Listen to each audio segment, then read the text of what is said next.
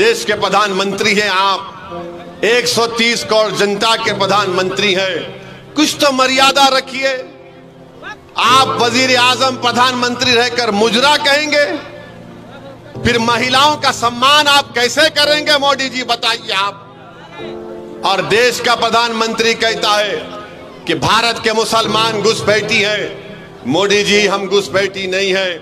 याद रखो मोदी जी, जब देश की आजादी की लड़ाई बिहार में लड़ी जा रही थी उस वक्त तो लड़ने वाले आरएसएस के लोग नहीं थे, चड्डी पहनकर फिरने वाले, लड़ने वाले हमारे बुजुर्ग थे जो जेल की सजाओं को भुगते, अंग्रेजों की लाठियां अपने सर पर खाई, अपना सब कुछ कुर्बान किया, और आज हमको घुसपैठी कहते हैं। मोदी जी कहते हैं कि मुस्लिम महिला ज्यादा बच्चे पैदा करती है।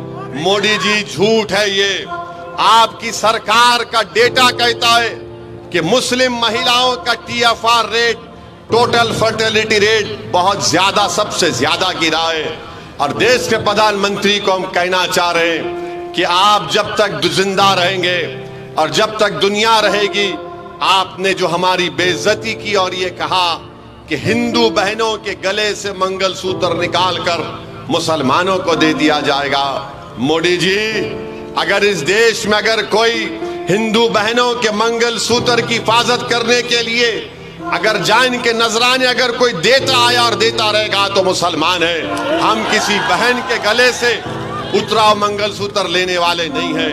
मोदी जी, क्या हमारी गीरत नहीं है? क्या हम में हमियत नहीं है? कि हम में इज्जत नफ्स नहीं है? कि कैसे तुमने हमारी बेइज्जती करने के लिए इस तरह की बकवास की? देश की जनता देख रही है, देश का वो तमाम नौजवान देख रहा है कि देश का प्रधानमंत्री क्या क्या बोले जा रहे हैं और बार बार बोल रहे हैं कि मैं आरक्षण ले लूंगा। याद रखो, बिहार के युवाओं को मैं पैगाम दे रहा हूं, जिस तरह मोदी ने आर्मी, एयरफोर्स और नेवी में अग्निवीर की स्कीम को लाए, जिसमें लाकर मोदी ने कहा कि सिर्फ 4 साल की नौकरी रहेगी, उसके बाद तुमको छोड़ना पड़ेगा भारत की आर्मी को, नेवी को और एयरफोर्स को, और तुमको सिर्फ 10 लाख या कुछ पैसे दे दिए जाएंगे। वो नौजवान जो देश की आर्मी और एयरफोर्स में जाना अपने गांव के लिए एक बाइज़ इज्जत और फख्र महसूस करता था, मोदी ने उसको 4 साल कर दिए। सुनो बिहार के नौजवानों, सुनो उत्तर प्रदेश के युवाओं, सुनो भारत के युवाओं, अगर तीसरी मर्तबा मोदी देश का प्रधानमंत्री बनेंगे तो वो CRPF में, BSF में, रेलवे पुलिस में, इन ITBP में, SSSB में ये वही स्कीम को लागू करेंगे। जब देश की आर्मी में 4 साल मोदी ने ला लिए तो क्या चीज रोक सकती है मोदी को कि युवाओं से कह दो कि CRPF में तुम जाना चाहते हो, तुम BSF में जाना चाहते हो, SSB में जाना चाहते हो, रेलवे पुलिस में जाना चाहते हो, तो तुमको सिर्फ 4 साल की नौकरी मिलेगी, उसके बाद पेंशन नहीं मिलेगा, उसके बाद अगर तुम बीमार पड़ोगे तो गवर्नमेंट के खर्चे पर इलाज नहीं होगा, तुम्हारे रिटायरमेंट के बाद तुम्हारे बच्चों की शिक्षा का इंतजाम नहीं होगा। इसीलिए नौजवानों, युवाओं, मैं तुमसे अपील कर रहा हूं कि देख समझकर अपने वोट का इस्तेमाल करो। अगर तुम बीजेपी का साथ दोगे तो तुम अपनी बर्बादी को दावत दे रहे हो। नौजवानों, अगर दोबारा तीसरी मर्तबा देश का प्रधानमंत्री मोदी बनेगा तो नौजवानों, तुम्हारा मुस्तकबिल खराब हो जाएगा, तुम्हारा कोई मुस्तकबिल नहीं होगा।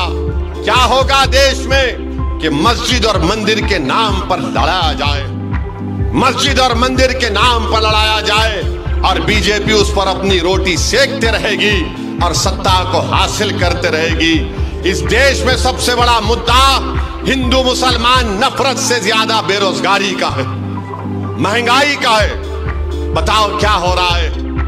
ना रोजगार है, ना महंगाई कम हो रही है। और मोदी जी से आप बोलेंगे तो मोदी जी बोले, अगर आप जाकर पूछेंगे बीजेपी RSS मोदी से कि ओवैसी ने अपने भाषण में कहा कि बेरोजगारी बहुत बड़ा मुद्दा है, तो मोदी बोलेंगे वो लाख डाल देंगे, लाख डाल देंगे, उसको लाख डाल देंगे। मोदी जी, आपने 500 रुपए की नोट, 1000 रुपए की नोट जो गायब कर दी आपने, उसमें कई छोटे छोटे कारखाने हमेशा के लिए बंद हो गए, फैक्ट्रीज बंद हो चुकी हैं। मगर मोदी को उसकी लाख डालने की फिक्र नहीं है। मगर मोदी जी सत्ता में आने के लिए नौजवानों को ये पैगाम दे रहे हैं। तो मेरी आपसे अपील है कि आप पहली तारीख के दिन सुबह के वक्त में निकलकर अपने के कोट का इस्तेमाल करिए। यकीनन गर्मी बहुत रहेगी, यकीनन गर्मी बहुत है, मगर मैं अपने बुजुर्गों से, हमारी माँ और बहनों से कहना चाहूंगा, ये गर्मा का मौसम है।